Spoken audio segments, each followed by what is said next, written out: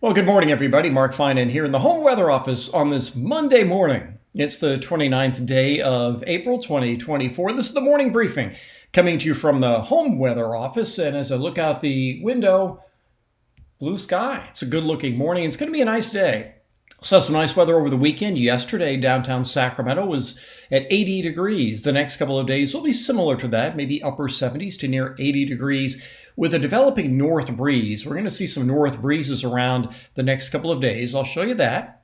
And we'll also look ahead to the weekend, which is something we're going to be doing all week because there's going to be a lot of uncertainty about the weekend, and I'll show you why. But what we are looking at is eventually, whether it's Saturday, Sunday, or Monday, we're going to see some rain and cooler weather. But in the meantime, the next couple of days look really nice. This is the way it looks from above first thing this morning.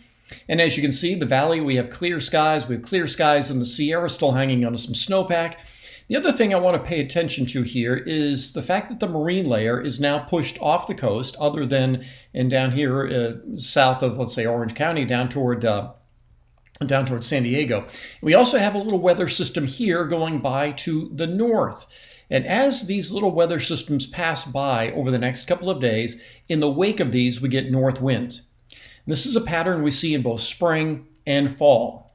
If you just talk in generalities, just kind of the broad view, if you will, at this time of year, as we start transitioning between winter and summer, the jet stream goes a little bit farther north, and that means weather systems kind of slide by to the north. You know, in the fall, when we get systems that, maybe bring us a chance of showers for our first chance of rain, well, it's kind of the opposite in the springtime. These little weather systems going by to our north don't bring us any rain, but in the wake of them, we get a north wind.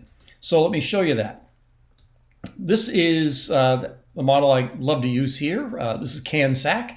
And as you can see, you follow those wind arrows coming down the valley. This is this afternoon, a nice sustained wind coming down the valley. And the other thing that does is it pushes the marine layer off the coast. It's drier air as well. So that way we don't have the onshore breeze, the delta breeze. Instead we have the north wind.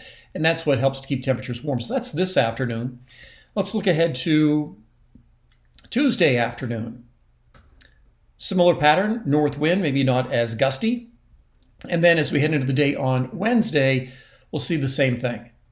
This is Wednesday afternoon, and you'll also see that same north wind. So yeah, for those of you that are allergy sufferers, this is not going to be a good week, as we're going to have winds that are probably going to be gusting up over 20 miles an hour in the valley, especially on the west side of the valley. But for all locations, especially, let's say, down the hill from Highway 49 and into Napa County and all the way down, up and down the valley, we will be seeing winds that will be gusting up to around 20 miles an hour on both Monday, Tuesday, and Wednesday, and probably even into the day on Thursday, but that's beyond where this model goes.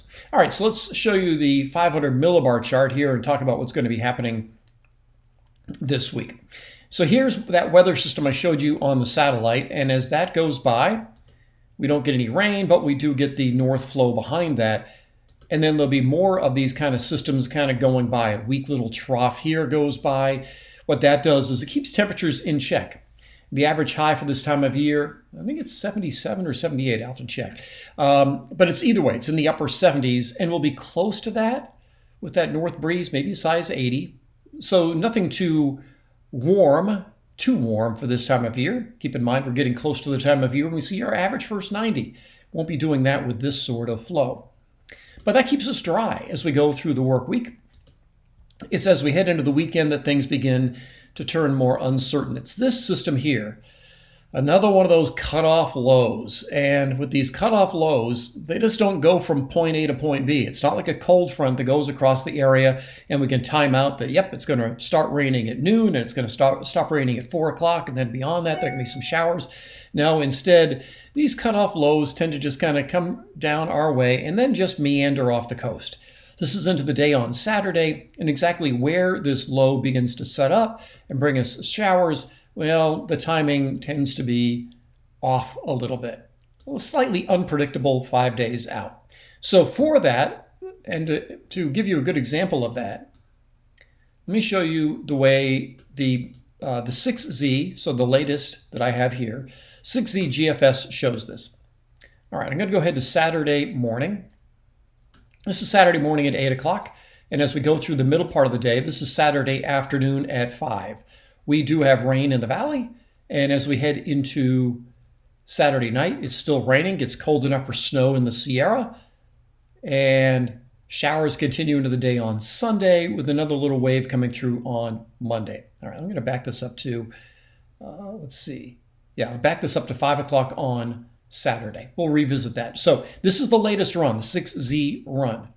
Let's go back just 6 hours. For the previous run, the 0Z run, so this is what Dirk would have been looking at last night.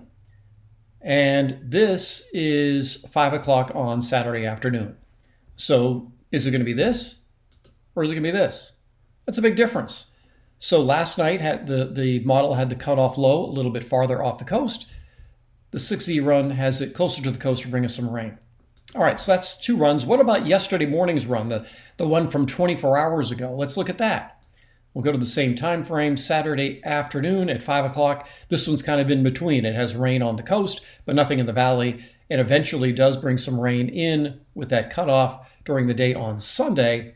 And the 0Z run did the same thing, eventually bringing a couple of showers Sunday night and into the day on Monday. But the most recent model has rain in here earlier and then lasting into the day on Monday. So which one of those is correct? I don't know. Nobody knows. And that's the problem with these sorts of things. And just because the most recent run showed rain in here on Saturday afternoon, and maybe in some areas as early as Saturday morning, it doesn't mean it's the correct run. What I do expect will happen over the next couple of days is that the GFS, which I just showed you, will continue to go back and forth on the timing of that low moving inland, and that will depend on how quickly we get rain and how much rain we see and that sort of thing. So I think for today, we're going to have to include the chance of showers on both Saturday and Sunday. I know it's a big weekend. Lots of things going on outdoors this weekend. Sunday's Cinco de Mayo. I know there's lots of parties and that sort of thing planned for this weekend. What we can tell you is the weekend's going to be cooler. It's not going to be sunny and 80. There is going to be the chance of some rain. And if these models pan out, especially by Sunday, we may even see some Sierra snow and maybe enough for chain controls and that sort of thing. So a lot of uncertainty about the weekend. But in the meantime, the next couple of days will be sunny and dry with that north breeze. Perfect weather for working outdoors or just taking in the sunshine and having lunch outdoors if that's what you can do. So a lot to keep track of as we go through the week. And as we head into this week, I'll be back in the office today. Be putting on a suit and tie and looking presentable and everything. So I'll be in the office today doing the news at 5, 6, 7, and 11 o'clock tonight. But that's everything I've got for you this morning. Make it a great day. I'll talk with you later.